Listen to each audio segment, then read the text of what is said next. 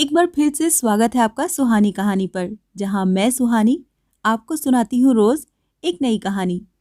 आज हम सुनेंगे आचार्य चतुर सेन शास्त्री की लिखी कहानी प्रतिशोध। मैं रेलगाड़ी द्वारा यात्रा करने के समय अपने सहयोगियों से बहुत कम बोलता हूँ। आसपास के प्राकृतिक सौंदर्य दर्शन से जब जी उचटता है तो कोई पुस्तक पढ़ने लगता हूँ या आंखें मूंद कर सो जाता हूँ। इसीलिए जब कलकत्ता से दिल्ली के लिए चलने लगा तो अलमारी से कुछ अच्छे उपन्यास और 2-3 मासिक पत्र हैंडबैग में रख लिए, ताकि कल सवेरे पटना से आगे की यात्रा प्रारंभ होने पर साहित्य चर्चा में ही समय बिता दूं। परंतु मेरी ये भविष्य चिंता बिल्कुल बेकार साबित हुई, क्योंकि पटना जंक्शन पर गाड़ी के डिब्बे का द्वार खोलकर अंदर पैर रखते ही पंडित मुरलीधर ने उच्च स्वर से स्वागतम महाभाग कहने के पश्चात प्रश्न किया, क्यों, कहाँ चले? मैंने हाथ जोड़कर पंडित जी को प्रणाम करने के बाद कहा, मैं तो दिल्ली जा रहा हूँ। और आप? मैं भी कानपुर होकर मथुरा जाऊंगा।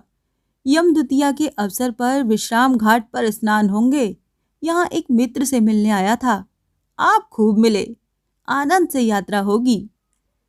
इसके बाद बिस्तरा खोलकर उन्होंने खाली बेंच पर फैला दिया और इत्मीनान से बैठकर सूंघनी सूंघने लगे। तीर्थ स्थानों का प्रसंग छिड़ा। पंडित जी ने बाबा विश्वनाथ की पुरी का वर्णन प्रारंभ किया। काशी 3 लोक से न्यारी है। कहने को तो लोग प्रयाग को तीर्थराज कहते हैं। शास्त्रों ने उसकी महिमा का भी बहुत बखान किया है, परंतु काशी सी चहल पहल वहां कहाँ। काशी को देख लिया तो समझ लो कि सारे भारतवर्ष की सैर हो गई। क्यों, आपकी क्या राय है? मैंने मुस्कुराते हुए कहा, इसमें क्या संदेह। इसके बाद मथुरा तो आपने देखा ही होगा। कानपुर कैसा शहर है। लखनऊ को नवाबों ने भी खूब ऐश किए। भाई सच पूछो तो नवाबी का आनंद जैसे वाजिद अली शाह ने लूटा, वैसा शायद ही किसी बादशाह या नवाब को नसीब हुआ हो। इसके बाद स्वराज कब मिलेगा, आंदोलन का क्या हाल है, कलकत्ता में क्या हो रहा है, इत्यादि। तात्पर्य ये है कि पंडित जी का प्रत्येक प्रश्न एक विस्तृत विवरण का मोहताज था। मैं अपनी जानकारी के अनुसार उन प्रश्नों का उत्तर देता रहा। बीच बीच में जिरह भी होती रही और प्रतिवाद भी। दिल्ली एक्सप्रेस अपनी पूरी चाल से चली जा रही थी। मैं प्रकृति की शोभा देखता और पंडित जी के गूढ़ प्रश्नों का यथासाध्य उत्तर भी देता जाता था। पंडित जी ने पटना का वर्णन प्रारंभ किया, उसका ऐतिहासिक विवरण भी सुनाने लगे और एक से एक कठिन प्रश्न भी करते जाते थे। अंत में उनकी बातों और प्रश्नों से ऊबकर मैंने हैंडबैग खोलकर विशाल भारत की एक प्रति निकाली और पंडित बनारसी दास चतुर्वेदी का लिखा हुआ श्रद्धेय गणेश जी शीर्षक लेख पढ़ने लगा। अमर शहीद की पवित्र स्मृति ने हृदय में एक विचित्र स्पंदन पैदा कर दिया। चतुर्वेदी जी के सीधे साधे शब्दों में आडंबरहीन भाषा में एक गंभीर वेदना भरी हुई थी। पढ़ते पढ़ते मेरी आंखें छलछला उठीं। इतने में पंडित जी ने पास ही पड़ी हुई माधुरी की प्रति खींच ली और द्विज श्याम की गंगे शीर्षक कविता उच्च स्वर से गा गा कर पढ़ने लगे। हमारी गाड़ी मुगल सराय की ओर दौड़ रही थी। उसकी घड़घड़ाहट और पंडित जी के पंचम स्वर ने एक विचित्र ध्वनि पैदा कर दी और 2 यात्री जो पास की बेंचों पर मुंह छिपाए सो रहे थे कुल बुलाने लगे। पहले एक वृद्धा ने रजाई से मुंह निकाला। इसके बाद दूसरी बेंच में दुशाला से मुंह निकालकर एक युवती ने चकित दृष्टि से पहले पंडित जी की ओर फिर मेरी ओर देखा। महिला की दृष्टि में स्वाभाविकता थी। वो अंगड़ाई लेकर उठ बैठी और मेरा ध्यान अपनी ओर आकर्षित करके बोली, बाबूजी, क्षमा कीजिएगा, क्या पटना का स्टेशन निकल गया? मैंने उत्तर दिया, हाँ, बड़ी देर हुई। थोड़ी देर चुप रहने के बाद उसने पंडित जी की ओर देखकर प्रश्न किया, अब चाय कहाँ मिलेगी? परंतु जब पंडित जी ने उसके प्रश्न का कुछ उत्तर देने के बदले भ्रू कुंचित करके उसकी ओर से अपना मुंह फेर लिया तो मैंने कहा, मुगल सराय आ गया है, वहां आपको चाय मिल जाएगी। उसने कृतज्ञतापूर्ण दृष्टि से मेरी ओर देखकर पूछा, आप कहाँ जा रहे हैं? मैंने उत्तर दिया, दिल्ली। इसके बाद और कई प्रश्न हुए, जैसे वहां आप क्या करते हैं, निवास स्थान कहाँ है, आपका शुभ नाम इत्यादि। मैं बहुत थोड़े शब्दों में उसके प्रश्नों का उत्तर देता जा रहा था। इतने में गाड़ी आकर मुगल सराय के स्टेशन पर खड़ी हो गई। स्त्री ने एक हिंदू चाय वाले से एक कुल्हड़ चाय लेकर पी। इसके बाद एक सिगरेट जलाकर पीते पीते बोली, पंडित जी, आपका गाना तो बड़ा सुंदर हो रहा था, परंतु आपने बंद क्यों कर दिया? गाइए। बेचारे पंडित जी तो पहले से ही उसकी लापरवाही और बातचीत करने का ढंग देखकर नाक भौं सिकोड़ बैठे थे। उस पर से गाने की फरमाइश सुनी तो और भी अप्रसन्न हुए और घृणा सूचक दृष्टि से उसकी ओर देखकर मुंह फेर लिया। पंडित जी का ये भाव देखकर बड़ी मुश्किल से मुझे अपनी हंसी रोकनी पड़ी। थोड़ी देर के बाद मैंने पंडित जी से पूछा, आखिर आप नाराज क्यों हो रहे हैं? उन्होंने क्रुद्ध होकर उत्तर दिया, चुप भी रहो, एक भ्रष्टा कुल्टा से बातें करते तुम्हें लज्जा भी नहीं आती? राम राम। पंडित जी की इस बात पर मैं तो मुस्कुराकर चुप हो गया, परंतु बेचारी रमणी कुछ खिन्न सी हो गई और वेदना भरे स्वर में बोली, हाँ पंडित जी, मैं एक कुल्टा स्त्री हूँ, रंडी हूँ। भगवान ने मुझे इस अवस्था में डाल दिया है। अंतिम बात कहते कहते उसकी आंखों से 2 बूंद आंसू निकलकर उसके गुलाबी गालों पर लुढ़क गए।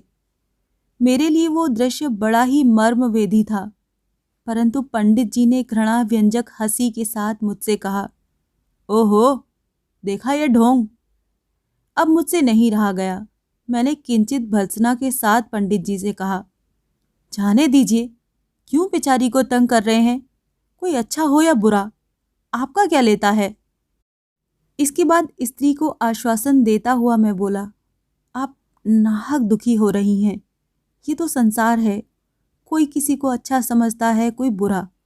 वास्तविक अच्छाई या बुराई की परख करने वाले यहाँ बहुत थोड़े हैं। उसने एक दीर्घ निश्वास के बाद कहा, वास्तव में मैं एक भ्रष्टा स्त्री हूँ और आबरू बेचकर पेट पालती हूँ, परंतु मैंने क्यों इस निकृष्ट पद का आश्रय लिया है, ये पूछने वाला इन संसार में कोई नहीं है। मुझे यही दुख है।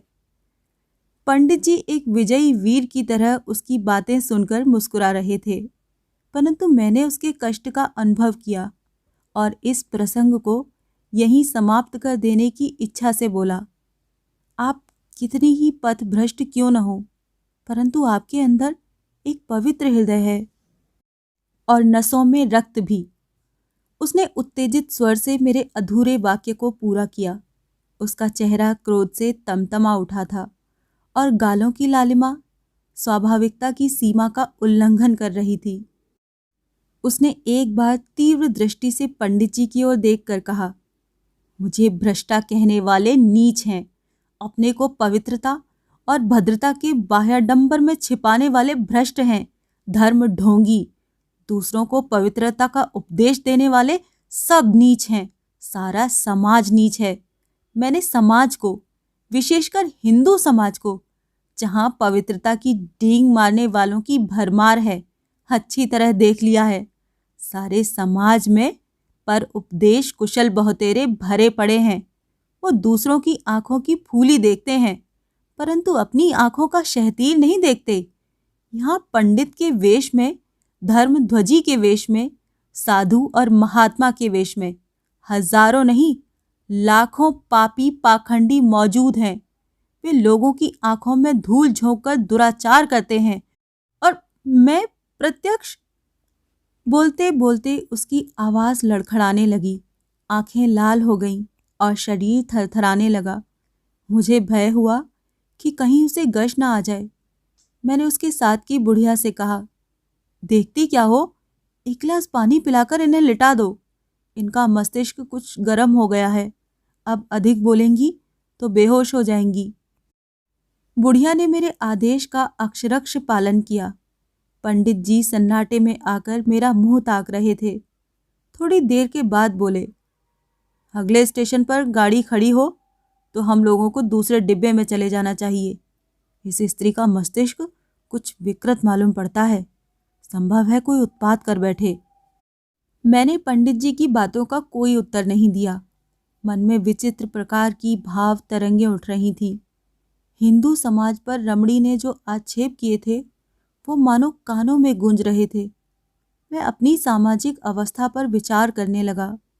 मेरी दृढ़ धारणा हो गई कि ये रमणी समाज की सताई हुई है। किसी सामाजिक रूढ़ी ने ही इसे वैश्या जीवन व्यतीत करने के लिए विवश किया है। ये कैसे वैश्या बनी? पहले कौन थी? ये जानने के लिए मैं उत्सुक होने लगा। गाड़ी बेतहाशा भागी जा रही थी और मेरे मन महाराज भी अपने ख्याली घोड़ों पर चढ़े सरपट दौड़ रहे थे। अगला स्टेशन आया और निकल भी गया। 1 घंटा यूं ही गुजर गया। रमणी फिर उठ बैठी। उसके चेहरे पर स्वाभाविक शांति बिराज रही थी। भीषण तूफान के बाद मानो प्रकृति ने निस्तब्ध भाव धारण कर लिया हो। मैंने उससे पूछा, कहिए, आपकी तबीयत अब कैसी है? उसने मुस्कुरा कर उत्तर दिया, मैं बीमार थोड़े ही हूँ। मैं एक अत्याचार पीड़िता स्त्री हूँ। मेरी पवित्र भावना निर्दयता पूर्वक कुचल डाली गई है। मेरा हृदय पका फोड़ा बन गया है। इसी से जरा भी ठेस लगते ही वो फूट पड़ता है। मैंने संकुचित भाव से कहा, मुझे क्षमा कीजिएगा, आपका परिचय जानने के लिए मेरा मन बहुत उत्सुक हो रहा है। अगर आपको कोई उत्पत्ति ना हो तो। उसने बीच में ही बात काट कर कहा, मैं एक साधारण वैश्या हूँ, बस यही मेरा परिचय है। परिचय से मेरा मतलब आपके वर्तमान जीवन से पूर्व की कथा से था, परंतु मैं आपको इसके लिए विशेष कष्ट नहीं देना चाहता। थोड़ी देर तक चुप रहने के बाद उसने कहा, मेरी राम कहानी सुनना चाहते हैं? अच्छा ठहरिए, जरा हाथ मुंह धोकर खा लूं तो सुनाती हूँ, परंतु मेरी पाप पूर्ण राम कहानी में कोई रोचकता ना होगी। मैंने कुछ उत्तर नहीं दिया।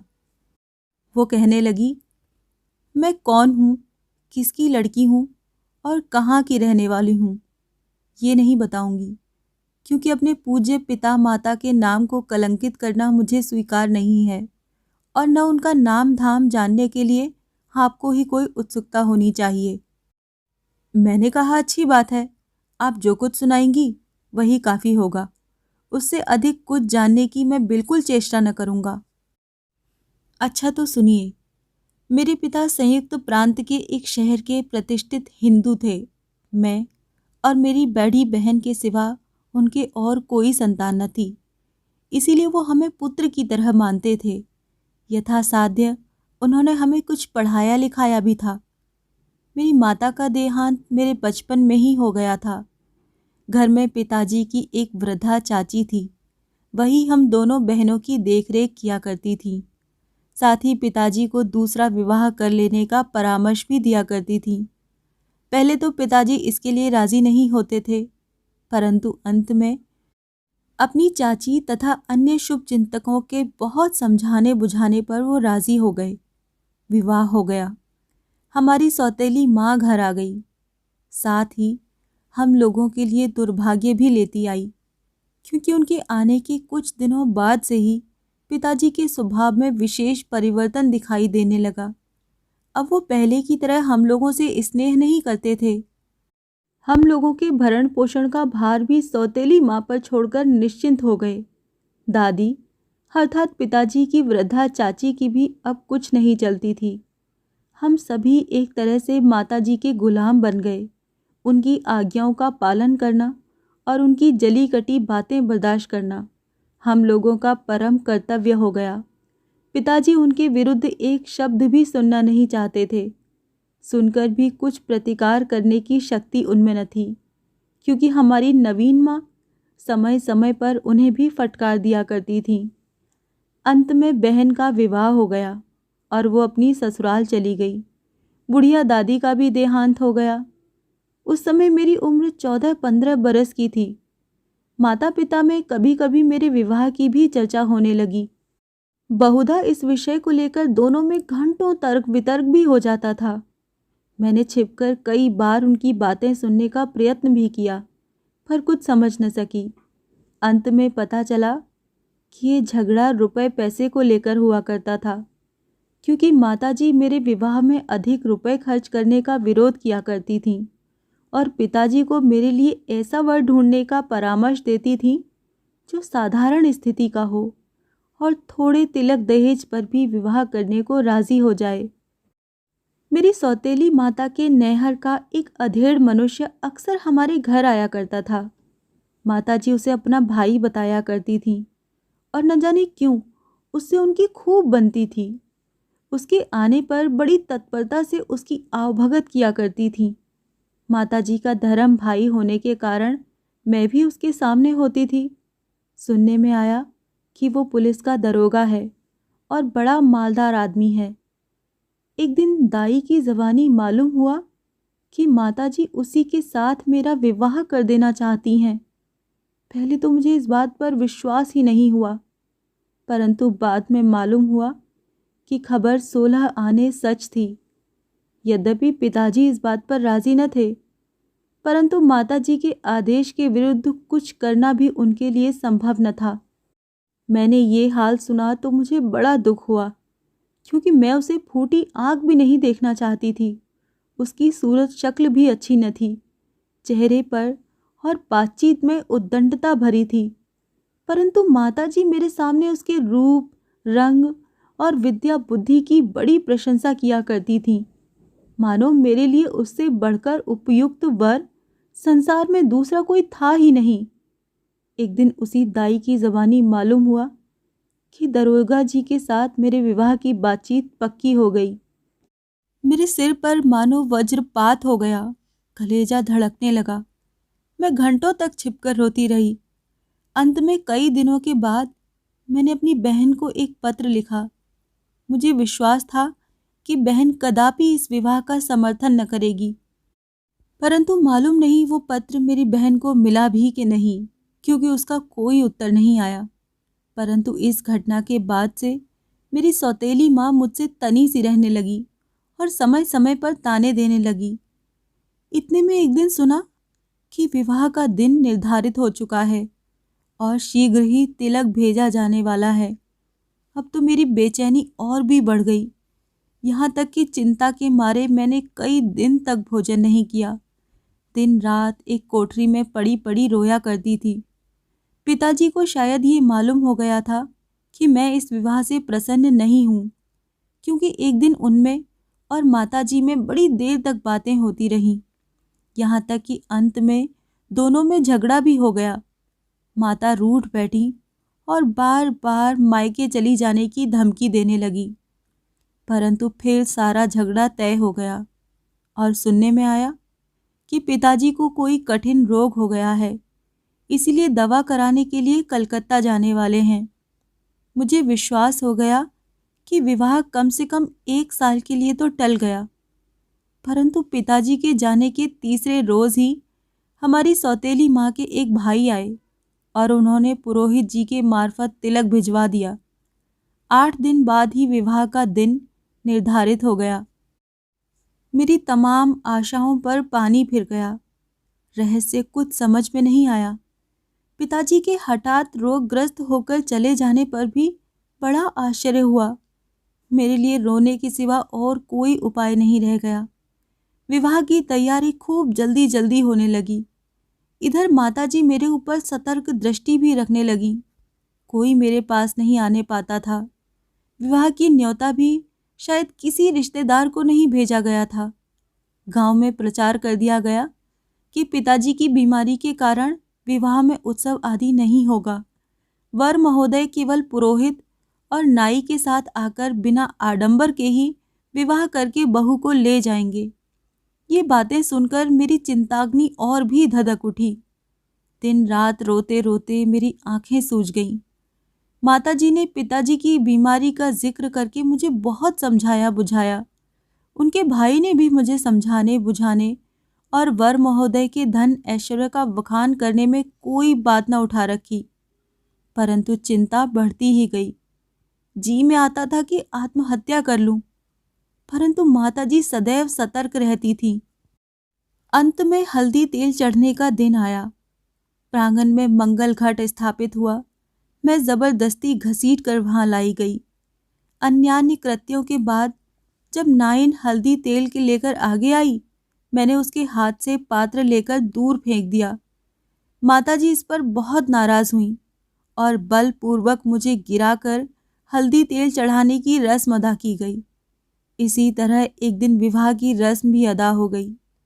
मैंने गौर गणेश को तोड़ डाला, पैरों की ठोकर से मंगल घट फोड़ दिया और जब वर महोदय सिंदूर दान करने आए तो उन्हें ऐसा धक्का दिया कि बेचारे चारों खाने चित्त जमीन पर गिर पड़े। जब मैं किसी तरह काबू में न आई तो मेरी सौतेली माँ मेरे हाथ पैर बांधकर मुझे एक कोठरी में धकेल कर किवाड़ बंद करती हुई बोली, अब रो चाहे गाओ, जो होना था वो हो गया। मैं उस समय क्रोध, चिंता और ग्लानि से अधमरी से हो रही थी। कई दिनों तक भोजन आदि न करने के कारण मेरा शरीर अवसन्न हो गया था। मैं थोड़ी देर तक बेहोश पड़ी रही। जब होश आया तो देखा बंधन खुले हुए हैं, कमरे में दिया जल रहा है और वर महोदय दरवाजे की सिटकिनी बंद कर रहे हैं। मैं देखते ही बड़े जोरों से चीख उठी और वहां से निकल भागने के लिए दरवाजे की ओर लपकी, परंतु उन्होंने बीच में मुझे पकड़कर जबरदस्ती घसीटते ले जाकर पलंग पर लिटा दिया। मैं बहुतेरा चीखी, चिल्लाई, अपनी आबरू की रक्षा के लिए कई जगह उन्हें दांतों से काट डाला। इस हाथापाई में मुझे भी चोटें आईं, परंतु मैंने उनकी मनोकामना पूरी नहीं होने दी। इसके बाद उन्होंने माताजी को बुलाया। मैं उनके पैरों पर गिर पड़ी और बहुत प्रार्थना की, बहुत मिन्नत की कि मुझे यहाँ से निकल जाने दो, परंतु उन्होंने एक न सुनी। मैं फिर बलपूर्वक जमीन पर गिरा दी गई और मेरे हाथ पैर रस्सी से बांध दिए गए। माताजी ने मेरे मुंह में कपड़ा ठूंस दिया और मुझे वहीं छोड़कर कमरे से बाहर चली गईं। इसके बाद क्या हुआ उसका वर्णन करना मेरे जैसी एक वेश्या के लिए भी संभव नहीं है। ये कहते कहते फिर उसका चेहरा तमतमा उठा। आंखों से मानो क्रोध की चिंगारियां निकलने लगीं। बेचारे पंडित जी उसकी ये हालत देखकर सहम गए। मैं भी बड़े पशोपेश में पड़ गया और बुढ़िया से फिर एक गिलास पानी देने का इशारा करके बोला, बस अब रहने दीजिए, फिर कभी आपकी कहानी सुन लूँगा। इस समय आप लेट जाइए। उसने एक लंबी सांस खींचकर उत्तर दिया, आप घबराइए नहीं, मेरी तबीयत ठीक है। इसके बाद उसने फिर एक पान खाया और मेरी ओर मुंह करके कहने लगी, जब आपने छेड़ा है तो पूरी कहानी सुनाकर ही दम लूंगी। इससे अनुताप की जो भीषण ज्वाला मेरे अंदर धधक रही है, कुछ तो शांत होगी। मैंने भी एक ठंडी सांस ली और एक सिगरेट जलाकर अबला की करुण कहानी सुनने को तैयार हो गया। वो कहने लगी, उसके बाद मुझ पर क्या बीती मुझे मालूम नहीं, क्योंकि मैं बेहोश थी और उसी दशा में छोड़ दी गई। सवेरे दरवाज़ा खुलने की आहट पाकर आंखें खुली तो देखा कि आगे आगे माताजी और पीछे पीछे दरोगा जी कमरे में प्रवेश कर रहे हैं। मैं कपड़े संभाल कर उठ बैठी। माताजी मेरे पास बैठकर मुझे समझाने लगी। दरोगा जी विजयी वीर की तरह बैठे मुस्कुरा रहे थे। उनकी ओर दृष्टि पड़ते ही मेरा सारा शरीर क्रोध से कांप गया। पास ही एक कांसे का लोटा पड़ा था। मैंने उसे उठाकर उनके सिर पर दे मारा। सिर फूट गया और खून बहने लगा। इसके बाद वो उठकर वहां से चले गए और तब से आज तक मैंने उनकी सूरत नहीं देखी। गाड़ी कानपुर के स्टेशन पर आकर ठहर गई। मुझे यहाँ उतरकर अपने एक मित्र से मिलना था। पंडित जी भी कानपुर देखना चाहते थे। मैंने उठकर बिस्तर समेटते हुए रमणी से कहा, क्षमा कीजिएगा, मैंने आपको बड़ी तकलीफ दी। साथ ही आपकी पूरी कहानी भी न सुन सका। इतने में पंडित जी बोल उठे, इन्हें भी तो दिल्ली ही जाना है।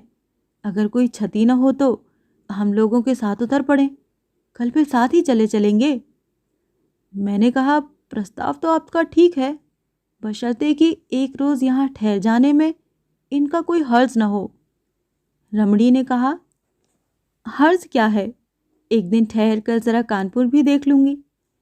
ये कहकर उसने भी अपनी संगिनी बुढ़िया को बिस्तर आदि उठाने का आदेश प्रदान किया।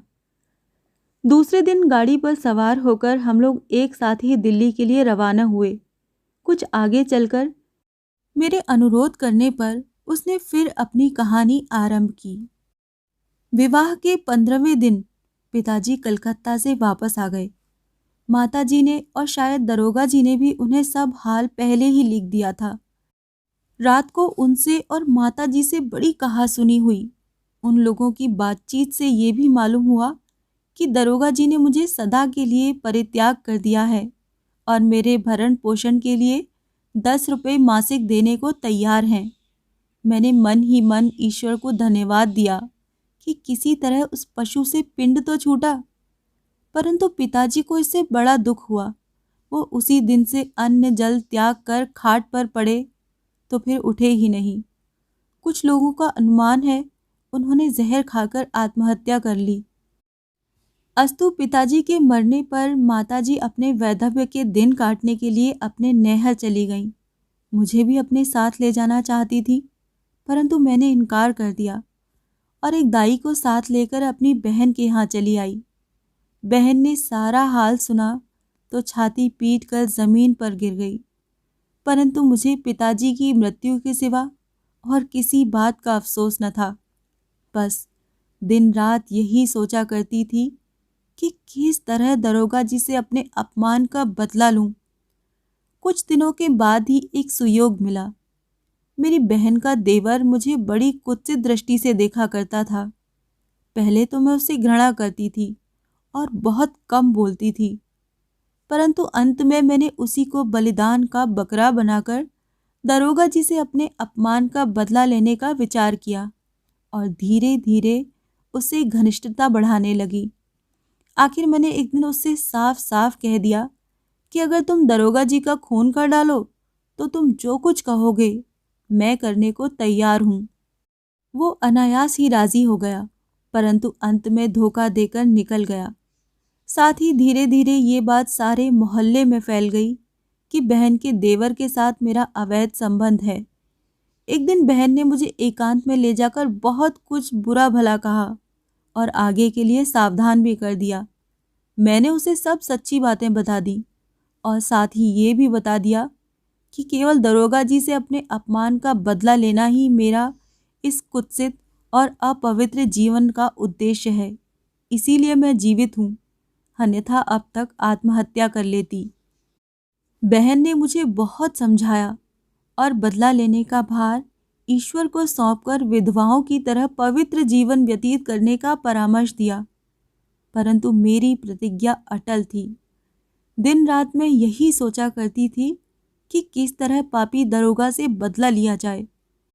आखिर एक दिन एक छोकरा मुझे एक पत्र दे गया। पत्र मोहल्ले के एक युवक ने लिखा था, जो कभी कभी मेरी बहन के घर आया करता था। उसने लिखा था कि अगर तुम मेरी होकर रहो तो मैं दरोगा जी से तुम्हारे अपमान का बदला ले सकता हूँ। मैं फौरन राजी हो गई और एक दिन सुयोग पाकर उसके साथ चल निकली। उसने शहर से दूर एक गांव में मुझे ले जाकर रखा। 4-5 महीने तक हम लोग पति पत्नी की तरह रहे। वो बराबर मुझे भरोसा देता रहा, मैं भी उसके विश्वास पर थी और दरोगा की मृत्यु कामना किया करती थी, परंतु ईश्वर को मेरी छीछा लेदर ही मंजूर थी। फलतः इस दूसरे युवक ने भी मुझे धोखा दिया और एक दिन बिना कुछ कहे सुने न जाने कहाँ गायब हो गया। अब मैं दीन दुनिया कहीं की न रही। एक बार फिर बहन के शरण में जाने का विचार किया, परंतु साहस न हुआ। इसी उधेड़-बुन में कई दिन बीत गए। मेरे पड़ोस में एक बुढ़िया रहती थी। वो कभी कभी मेरे पास आया करती थी और घंटों बैठकर इधर उधर की बातें किया करती थी। उसने युवक के धोखा देकर भाग जाने का समाचार सुना तो बड़ी सहानुभूति प्रकट की और फिर आश्वासन देकर बोली कि तुम्हें चिंता किस बात की है। भगवान ने तुम्हें रूप और जवानी दी है। तुम चाहो तो खुद 10 आदमियों को खिला सकती हो। पहले तो उसकी बात मेरी समझ में न आई, परंतु अंत में मेरे प्रश्न करने पर उसने साफ साफ शब्दों में मुझे वेश्यावृत्ति करने की सलाह दी और साथ ही इस संबंध में मेरी सहायता करने का भी वचन दिया। यद्यपि मुझे पहले इस काम में बड़ी हिचकिचाहट मालूम हुई, परंतु बुढ़िया ने मुझे समझा दिया कि इसके सिवा और कोई पथ नहीं है। अन्य उपाय न देखकर मैं राजी हो ही गई। शहर में उपयुक्त स्थान पर बुढ़िया ने किराए पर एक मकान ले दिया और आवश्यक सामान अपने पास से दे दिया। मेरा रोजगार चलने लगा और बुढ़िया भी मेरी अभिभाविका बनकर मेरे साथ ही रहने लगी। एक उस्ताद जी को बुलाकर उसने मुझे गाने और नाचने की भी तालीम दिलाई। बस बाबूजी, यही मेरी संक्षिप्त राम कहानी है और ये वही बुढ़िया है। अब स्वयं विचार कीजिए कि मैं पतिता हूँ या मुझे पतित बनाने वाले पतित हैं। मैंने कुछ उत्तर नहीं दिया। चित्त ग्लानि से भर गया था। कुछ पढ़ने की चेष्टा की, परंतु तबीयत नहीं लगी। शाम को दिल्ली स्टेशन पर उतरकर उससे विदा होने के समय मैंने उसका पता नोट कर लिया और फिर कभी मिलने का वादा करके उसे पवित्र जीवन व्यतीत करने का परामर्श दिया। पंडित जी आगरा होकर पहले ही मथुरा चले गए थे। इस बात को बहुत दिन बीत चुके थे। मैं दिल्ली से कलकत्ता लौट आया था। रविवार का दिन था और मई का महीना। सख्त गर्मी पड़ रही थी। शाम को भांग बूटी छानकर हम लोग किले के मैदान की ओर टहलने जा रहे थे। रास्ते में एक पुराने मित्र मिल गए। जब मैं बनारस रहता था तो इनसे बड़ी घनिष्ठता थी। कुशल प्रश्न तथा अन्य बातों के बाद पंडित मुरलीधर का जिक्र आया तो आश्चर्य से बोल उठे, अरे तुम्हें मालूम नहीं? वो तो एक खून के मामले में गिरफ्तार हैं। मैंने आश्चर्य से पूछा, खून के मामले में? हाँ भाई, उन्होंने पुलिस के दरोगा को मार डाला है। क्या बक रहे हो? कहाँ पंडित मुरलीधर और कहाँ दरोगा का खून? उन्होंने कहा, बक नहीं रहा हूं, बिल्कुल सच्ची बात बता रहा हूं। तो क्या किसी राजनीतिक उद्देश्य से पंडित जी ने दरोगा को मार डाला है? नहीं जी, राजनीति से उनका क्या वास्ता। तो आखिर बेचारे दरोगा ने उनका बिगाड़ा ही क्या था? उनका नहीं, बल्कि किसी और का ही बिगाड़ा था। अच्छा, तो अब पूरी कथा सुनाओ। सुना तो रहा हूं, परंतु तुम सुनते कहाँ हो। बात यह है कि गत यम द्वितीया के अवसर पर पंडित जी मथुरा जा रहे थे।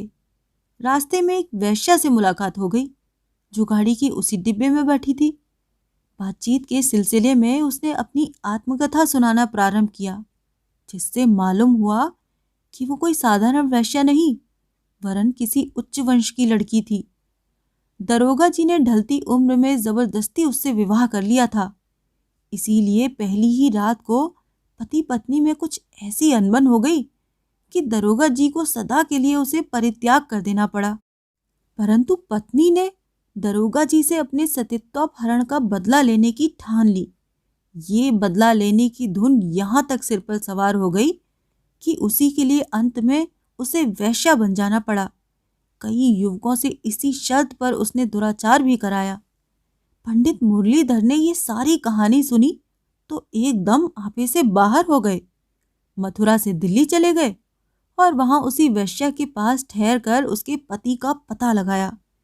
इसके बाद किसी तरह उक्त दरोगा के पास पहुंचे और एक दिन मौका पाकर देखकर उसके पेट में छुरी घुसेड़ दी। पंडित जी ने अदालत के सामने अपना अपराध स्वीकार कर लिया है और बड़ी प्रसन्नता से फांसी पर चढ़ जाने को तैयार हैं। मैंने कहा, ये रेलगाड़ी वाली घटना तो मेरे सामने की है। उस समय मैं दिल्ली जा रहा था और पंडित जी यमद्वितीया नहाने मथुरा जा रहे थे। बल्कि सच कहो तो मेरे ही अनुरोध से उस वैश्या ने अपनी राम कहानी हम लोगों को सुनाई थी। खैर, तो क्या उस स्त्री को भी ये सब मालूम है? हाँ, वो भी पंडित जी के साथ ही दिल्ली से आई थी। पहले उसने दरोगा जी को देखकर अच्छी तरह पहचान लिया, तब ये घटना हुई। पंडित मुरलीधर ने तो अपने बयान में उसके आने का कोई जिक्र नहीं किया था, परंतु उनके गिरफ्तार हो जाने पर वो खुद कोतवाली में आई और बयान दिया कि ये खून मैंने कराया है, इसकी सारी जिम्मेदारी मुझ पर है। पुलिस ने उसे गिरफ्तार करके हिरासत में ले लिया, परंतु वहां जाने से पहले उसने जहर खा लिया था, इसीलिए उसी रात को उसका देहांत हो गया। मैंने कहा, पंडित मुरलीधर तो विचित्र मनुष्य निकले। उनके मुकदमे के संबंध में तुम्हारा क्या अनुमान है? उन्होंने कहा, उन्हें तो फांसी की सजा होगी। ये थी आचार्य चतुल सेन शास्त्री की लिखी कहानी प्रतिशोध। आपको ये कहानी कैसी लगी कमेंट सेक्शन में ज़रूर लिखिएगा। ऐसी ही और कहानियाँ सुनने के लिए सब्सक्राइब करना मत भूलिएगा। मिलती हूँ अगली कहानी में, तब तक के लिए विदा।